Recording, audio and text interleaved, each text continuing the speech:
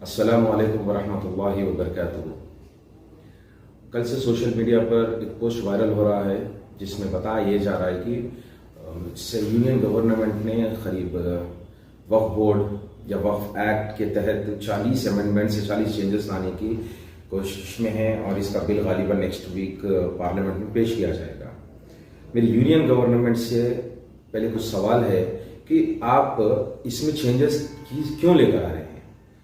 इससे आप जो चेंजेस लेकर आएंगे, अब जो वक्फ के तहत जो प्रॉपर्टीज है और वक्फ के तहत जितनी भी जायदादें हैं, ये सारे वक्फ बोर्ड में ऐसे रूल्स ऑलरेडी बने हुए, क्योंकि वक्फ प्रॉपर्टीज के लिए वक्फ एक्ट के लिए खासतौर पे जब वक्फ बोर्ड कायम किया गया था, वक्फ एक्ट 1937 में कायम किया गया था। ठीक है, वक्फ एक्ट, ये वक्फ एक्ट जो बनाया गया था वो इंडियन कॉन्स्टिट्यूशन, इंडिया के संविधान और इस्लामिक शरीयत लॉ के मुताबिक बनाया गया था, क्योंकि वक्फ का सीधा और पूरा का पूरा ताल्लुक शरीयत से है।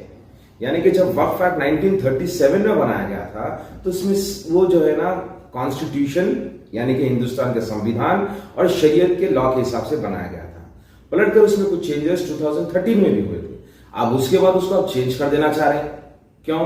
इससे जो है ना हुकूमत जो ऑलरेडी कितने की कब्जे कर चुकी है वक्फ प्रॉपर्टीज को, और फिर क्या बोलना चाहिए, इसके जो अपने पावर्स है वो पावर्स में कमी आ जाएगी। तो प्लीज आपको इस वक्फ एक्ट में जो 40 आप चेंजेस लाना चाह रहे हैं, वो 40 चेंजेस लाने की आपको जरूरत ही नहीं है। हमको किसी तरीके का रेस्ट्रिक्शंस नहीं चाहिए, हमको किसी तरीके का रिडक्शंस नहीं चाहिए, कुछ नहीं चाहिए। अब आप यहां पर, मेरा एक सिंपल सा सवाल आपसे ये है, इससे आप बताइए कि क्या इससे जो है ना ऑलरेडी वक्फ की दुनिया की जायदादें कब्जा हो चुकी है। ऑल्ट्रेशंस बोलकर बोल लीजिए या लैंड ग्रैबर्स के तहत बोल दीजिए या फिर रिकॉर्ड रूम में बोल लीजिए, आप आज तक भी वक्फ बोर्ड का रिकॉर्ड रूम लॉक करा हुआ है, किसी को पता नहीं है, किसी को पता नहीं है। वक्फ प्रॉपर्टीज, अभी मैं कल पेपर में देख रहा था कि 9.5 लाख के करीब, 9.5 लाख एकड़ के करीब वक्फ के प्रॉपर्टीज है across the India.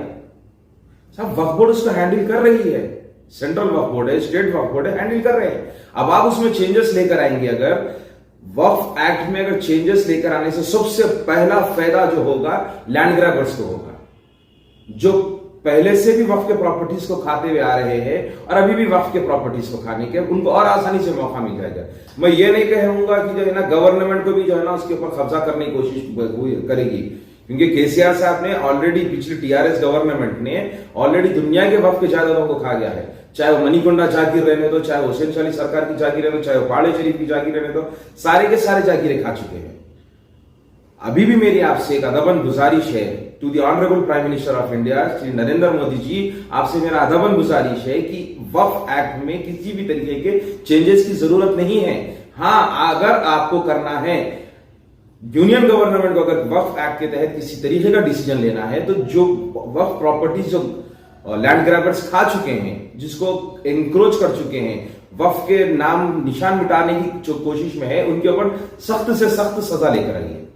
Land grabbers जो वक्फ की प्रॉपर्टीज खा रहे हैं, वक्फ लैंड ग्रैबर्स जो है वो लोग के ऊपर स्ट्रिक्ट रूल्स लाइए, पनिशमेंट्स लेकर आइए, उन लोगों को सख्त से सजा दीजिए, फास्ट ट्रैक कोर्ट चलाइए उनके लिए, वो चेंजेस लेकर आइए। आप उल्टा ऐसे कुछ कानून मत लेकर आइए जिसके तहत लैंड ग्रैबर्स को और आसानी हो जाए कि वक्फ के प्रॉपर्टीज को हड़पने के लिए। वक्फ की जायदाद जो अल्लाह की राह में जो वक्फ किया जाता है, वो मुस्लिम कम्युनिटी को डेवलप करने के लिए किया जाता है, ताकि वो जमीन देकर जो है ना जिरात करने के लिए या कोई भी काम करने के लिए, उसके ऊपर कारोबार करने के लिए, for the development and the upliftment of the Muslim community. अब सेंट्रल गवर्नमेंट तो वैसे हिंदुत्व आइडियोलॉजी तो वैसे पीछे पड़ी हुई है, मुसलमानों को हर एंगल में, सोशली, इकोनॉमिकली, एजुकेशनली, हर एंगल में तबाह करने के लिए हिंदुत्व आइडियोलॉजी चल रही है। तो यूनियन मिनिस्टर से, स्पेशली नरेंद्र मोदी जी से मेरी गुजारिश है कि वक्फ एक्ट को कैंसिल, आप जो भी उसमें जो चेंजेस आ रहे हैं बराए मेहरबानी मत लेके आइए।